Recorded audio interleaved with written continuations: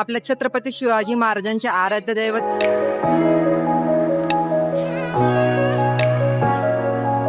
आणि त्याचा नैवेद्य देवीला दिला जातो, कारण की महिषासुराचा जेव्हा वध केला त्या पायऱ्याला गोल गोल आहे ना, ते याच्यासाठी नाही गेले की तुम्ही जाताना पाणी वगैरे असेल तर पाय वगैरे घसरून पडेल, असं काही नाही. ते याच्यासाठी करण्यात आले.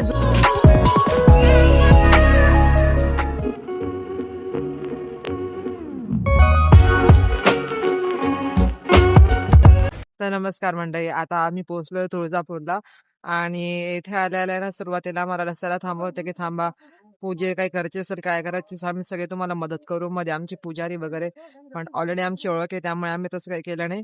पण पार्किंगचे तुम्हाला 70 रुपये द्यावे लागते, तर आम्ही तिकीट काढलं 70 रुपयात. आता इथे आम्हाला पार्किंग भेटली, तर आता आम्ही जाऊ दर्शनासाठी. आणि दर्शन मजा येणार आहे. मंदिर मस्त आहे खूप, आणि खूप सारी माहिती तुम्हाला द्यायची, खूप सारी माहिती ते जाणून घ्यायची. काय पहिल्यांदाच मंदिर बघणार आहे. तर आता आम्ही चाललो होतो देवीच्या दर्शनासाठी, आणि आमचे मामा आहे ते थकलेले, ते म्हणजे रात्रीपासून आम्ही प्रवास करतो, तर मामा आराम करणार होते आणि आम्ही चाललो होतो दर्शनाला. आणि माझी तब्येत आहे ना मंडळी खरंच बरी नव्हती, कारण की याच्या अगोदर मी ब्लॉग टाकलाय तो म्हणजे अक्कलकोट दर्शनाचा, तो पण तुम्ही नक्की बघा. आणि मला अन्नाचा एक कण किंवा पाण्याचा एक थेंब सुद्धा पचत नव्हता, पण इथे आले ती ना एक वेगळीच ऊर्जा होती, ज्याच्यामुळे मी व्हिडिओ करू शकले, खूप सारी माहिती तुम्हाला देऊ शकली. तर मेहनत पण खूप आहे, पण देवी आईच्या आशीर्वादामुळे एवढं होऊ शकलं. आणि आम्ही पार्किंग करून आता मधल्या रस्त्याने जातो ना, हा बघू शकता ना, हा मेन रस्ता आहे, जो एकदम मोठा रस्ता आहे, जिथून आपण आता जाणार आहोत मंदिराच्या दिशेने. जर तुम्ही मंदिरात येणार आहात दर्शनासाठी आणि तुमचा गुडघ्यांचा प्रॉब्लेम वगैरे किंवा चालायचा प्रॉब्लेम आहे, तशी गाडी जी असते मॉलमध्ये बऱ्याच वेळेस आपण बघितली असेल, तर ती गाडी सुद्धा तिथे असते, जेणेकरून थेट तुम्हाला मंदिरापर्यंत पोहोचवता. आणि आता आपण पोहोचलो आहोत मंदिराजवळ, म्हणजेच मंदिराचे प्रवेशद्वार तुम्ही बघू शकता, ज्याचं नाव राजे शहाजी महाद्वार. आणि मंदिराचा इतिहास सांगायचं म्हटलं तर मंदिर हे किती जुनं असेल माहिती आहे का मंडळी तुम्हाला? तुम्ही विचार करू शकताय, पण हे मंदिर खूप जुनं, म्हणजे 12व्या शतकातलं हे मंदिर आहे असं सांगितलं जातं. आणि त्याचं बांधकाम आहे ना कदंब घराण्यातील मराठा महामंडलेश्वर मारदेव यांनी केले असं सांगितलं. अशा ऐतिहासिक मंदिरात आपण जाणार आहोत आणि खूप सारी माहिती पण बघणार आहोत. पण मंदिराचा आजूबाजूचा परिसर बघू शकताय, भाविकांची प्रचंड गर्दी, आणि इथल्याच्या बांगड्या याच्या खूप फेमस आहे, तर त्या पण आम्ही बघितलं ना. आता आपण जाणार आहोत दर्शनासाठी.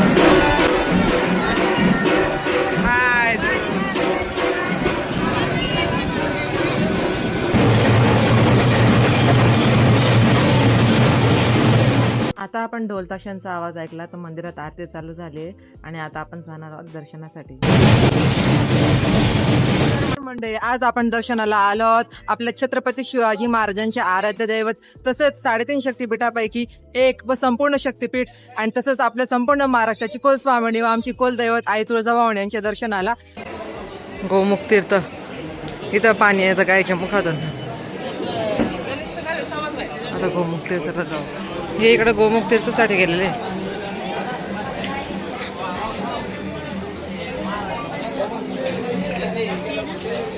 किती मस्त आहे जुनं बांधकाम.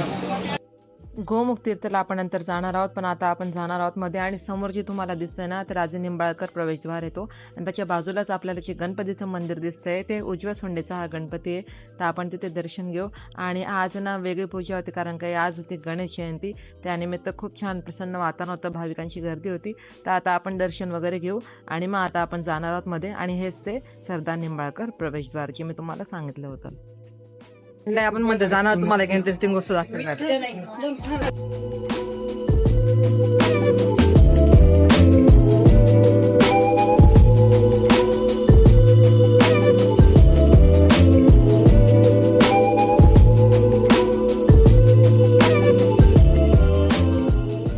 म्हणजे मी तुम्हाला सुरुवातीला त्या पायऱ्या दाखवल्या ना, त्या पायऱ्याला गोल गोल आहे ना, ते याच्यासाठी नाही गेले की तुम्ही जाताना पाणी वगैरे असेल तर पाय वगैरे घसरून पडेल, असं काही नाही. ते याच्यासाठी करण्यात आले. जुन्या काळात कोणाची मानता असेल तर ती पूर्ण झाली असेल, तर राजे महाराजे असेल किंवा सामान्य लोक असेल, तर त्यांच्या ऐपतीप्रमाणे कोणी सोन्याची सिक्के कोणी चांदीची सिक्के असेल, तर ते ना तिथे पायऱ्यावरती घासायचे, त्याच्यामुळे ते होल पडलेले ना, की याच्यामुळे किती ते काहीतरी आपल्याला पाणी म्हणजे पाय घसरायला वगैरे नको. ते इतकी जुनी गोष्ट आहे, पण ते बऱ्याच जणांना माहिती नाही की तिथे ते शिक्के घुसवले जायचे किंवा म्हणजे टासवले जायचे, त्याच्यामुळे तसं झालेलं आहे.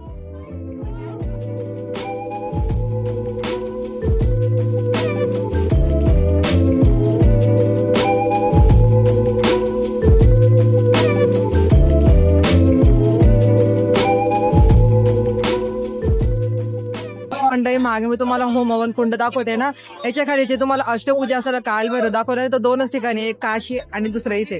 तर आपल्याला त्यांचं पण दर्शन करता आलं. आणि दुसरी गोष्ट माहिती का, नवरात्रीच्या वेळेस ना अष्टमीला इथे बकरा कापला जातो आणि त्याचा नैवेद्य देवीला दिला जातो, कारण की महिषासुराचा जेव्हा वध केला तर त्यांनी पण सांगितलं की देवी मला पण नैवेद्य अर्पण करावा किंवा काय अशी मागणी केली ती. तर अष्टमीच्या दिवशी बकरा कापला जातो, पण तो नैवेद्य पायाजवळच ठेवला जातो, देवीच्या मुखाजवळपर्यंत नेला जात नाही. तर अशी कथा आहे. आणि बाकीच्या काही गोष्टी असतात त्या आपण ते जाणूनच घेऊ आता पुढे जाऊन. तर हवनकुंडाचं आणि अष्टभैरवाचं दर्शन घेतल्यानंतर आता आपण चाललो होतो देवीच्या दर्शनासाठी. तर आम्ही मुखदर्शन घेणार होतो, कारण की असं जर लाईन जरी बघायचं म्हटलं तर 3-3.5 तास लागणार होते. त्यापेक्षा आम्ही मुखदर्शनाच्या ठिकाणी जाण्याचा विषय घेतला. आणि त्याच्या अगोदर मी तुम्हाला छोटीशी गोष्ट सांगते. म्हणजे देवी भवानीचे परमभक्त असलेले छत्रपती शिवाजी महाराजांच्या कारकिर्दीमध्ये या मंदिराला प्रचंड महत्त्व वाढले. आणि अशी आख्यायिका आहे की हिंदवी स्वराज्य स्थापन करण्याच्या त्यांच्या कार्यात देवीने स्वतः त्यांना आपले संरक्षण आणि आशीर्वादाचे प्रतीक म्हणून भवानी तलवार पण प्रदान केली होती. आणि त्या तलवारीचं नाव म्हणजे भवानी तलवार. तर आता आपण इथे मुखदर्शनासाठी जाणार आहोत. मध्ये व्हिडिओ अलाउड आहे की नाही माहिती नाही, जर असेल तर नक्की करू, पण शक्यतो नसेल तर मग आता मी तुम्हाला व्हिडिओ दाखवूनच दिला असं पण माहितीसाठी.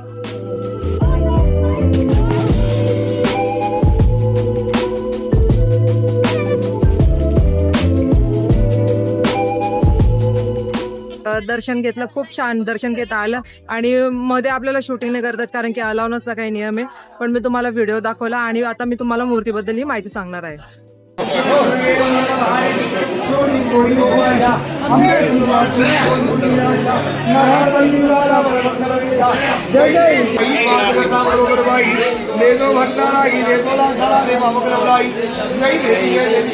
मुखदर्शन झाल्यानंतर देवीची आरती करायची, तर बाहेर आरती करण्यात आली.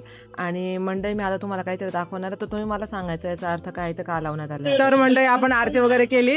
आणि मूर्तीबद्दल तुम्हाला एक सांगतो, ही जी मूर्ती बनवली ना आई तुळजाभवानीची, ती गंडक शिळेतून बनवण्यात आली. म्हणजे गंडक नदीतील जो दगड होता शिळा होती त्यापासून ही मूर्ती बनवण्यात आली. आणि सेम मूर्ती जी अयोध्यामधील राम मंदिरासाठी जी मूर्ती बनवण्यात आली ना, त्याच्यासाठी वापरण्यात आलेला दगड आहे. आणि तुम्हाला माहिती काय, चलमूर्ती मंडळी म्हणजे मूर्ती आपल्याला हलवता येते. आणि असं म्हणतात की वर्षातून 21 दिवस देवी झोपते, तर तेव्हा ही मूर्ती खरंच चालवण्यात येते गाभाऱ्यातून आणि तिथं झोपवण्यात म्हणजे ठेवण्यात येते.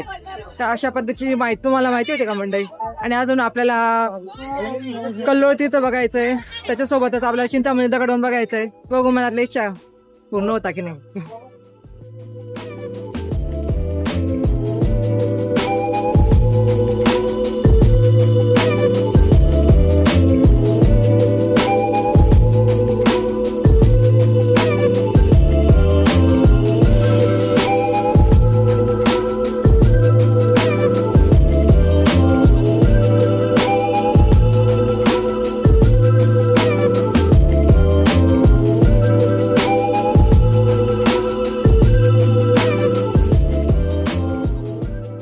देवी आईचं मनोभावे दर्शन घेऊन आल्यानंतर आता आपण आलो आहोत पुन्हा त्याच ठिकाणी जिथून आपण सुरुवात केली ती.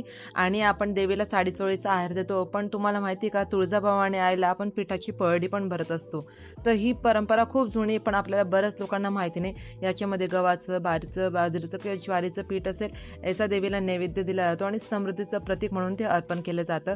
तर आम्ही पण सगळ्या परिवाराने पळड्या भरल्या इथे. तर मंडळी आपण दर्शन घेतलं, पळडी भरली, आता प्रदक्षिणा मारतोय. आणि प्रदक्षिणाला आपण जात असताना आपल्याला दिसणार आता चिंतामणी दगड.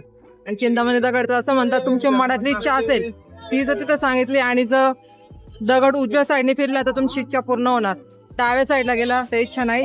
आणि तिथंच राहिला तर तुम्हाला प्रयत्न करायची गरज आहे. तर बघू आता माझ्या नशिबात काय भेटतं काय नाही, कारण की प्रयत्न तर आपण करतो. आता नशिबावरती आणि देवावरती पण काही गोष्टी सोडायच्या असतात. तर बघू देवाचा काय कौल भेटतो आपल्याला. चिंतामणी दगडकडे आपण जाणारच आहोत, पण तिथे जाण्या अगोदर आपल्याला मंदिरात काय अजून मंदिरं दिसतात, तर त्यांचं आपण दर्शन घेऊन मग आपण आता पुढे जाणार आहोत.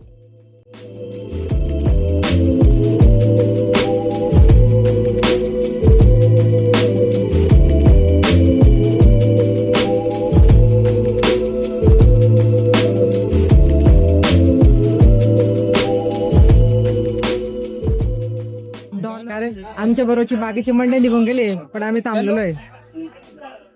का आता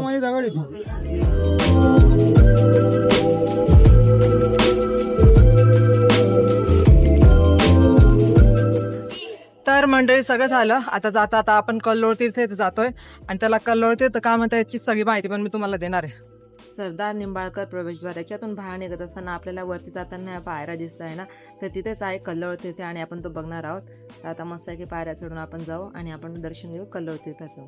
हे आहे सुंदरसं असं कल्लोळ तीर्थाचे दगडी बांधकामाने सुंदरसं असं रचना करून बांधण्यात आलंय. पण बरेच मंडळी आता बोलणार की इथेच अस्वच्छ पाणी, बरेच जण इथे आंघोळ करताय. पण तुम्हाला सांगून देते की मंदिर प्रशासन याची पूर्ण काळजी घेत असतं. वेळोवेळाने हे पाणी स्वच्छ पण केलं जातं, त्याच्यामुळे तसं काही टेन्शन नाही. आता बाकीच्या गोष्टी आपल्यावरती पण असतात की आपण पण काळजी घ्यायला हवी. तर या पवित्र ठिकाणी पण आम्ही गेलो, आंघोळ वगैरे तर नाही केली, पण निदान एक आशीर्वाद म्हणून पाण्यात गेलो आणि पाणी डोक्यातही घेतलं. आणि या ठिकाण का पवित्र आहे ना, हे पण मी तुम्हाला व्हिडिओमध्ये सांगणार आहे की कल्लोळ तीर्थाचं नेमकं अर्थ काय, तिथे नेमके काय झालं, तर हे सगळं तुम्हाला मी सांगणार आहे. कल्लोळ तीर्थ आपण बघितला आणि त्याच्या मागे कथा अशी आहे की ज्या देवीने महिषासुराचा वध केला होता तेव्हा देवीचं स्नान घालण्यात आलं होतं आणि तेव्हा सगळ्या नद्या आहे ना ते देवीला स्नान घालण्यासाठी आल्या होत्या किंवा शांत करण्यासाठी आल्या होत्या आणि तेव्हा खूप कल्लोळ माजला होता, म्हणून याला कल्लोळ तीर्थ असे म्हणतात. हॅलो एक्झिट बऱ्यापैकी मी तुम्हाला माहिती दिली मंडळी. कशी वाटली माहिती मला नक्की नक्की नक्की सांगा, कारण की हा पहिलाच प्रयत्न होता. मी कुठेतरी बाहेर पडले आणि ब्लॉक केलेला आहे. तर कशी वाटली नक्की सांगा माहिती. आणि नवीन माहिती जर तुम्हाला ऐकायला भेटली असेल ती पण कमेंट बॉक्समध्ये कळवा. आणि तुम्हाला काही वेगळी माहिती असेल तर ती पण नक्की सांगा मला. सर्व मंदिर दाखवलं पण मंदिराचा कळस राहून गेला, त्या कळसाचं दर्शन पण तुम्ही घेऊन घ्या. आणि इथून आपण एंट्री केली, ती समोर जे दिसतंय तुम्हाला त्या कल्लोळ तीर्थ, तर बऱ्यापैकी मी सगळं दाखवण्याचा प्रयत्न केलेला आहे. तुळजाईच्या कृपेने तुमच्या मनातील सगळ्या इच्छा पूर्ण होत आणि लवकरात लवकर तुम्हीही दर्शनाला तुळजापूरला जावं हीच मनापासून सदिच्छा. बाकी व्हिडिओ आवडला असेल तर व्हिडिओ लाईक करा, कमेंट करा, शेअर करा आणि माझ्या यूट्यूब चॅनल नक्की सबस्क्राईब करा.